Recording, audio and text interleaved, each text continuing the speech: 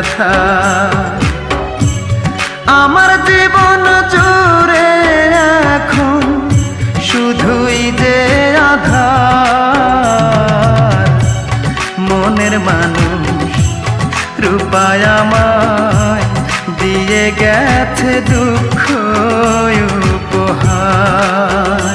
হায় রে আমার মতো কপাল পোড়া একটা মানুষ হয় না যেন আর।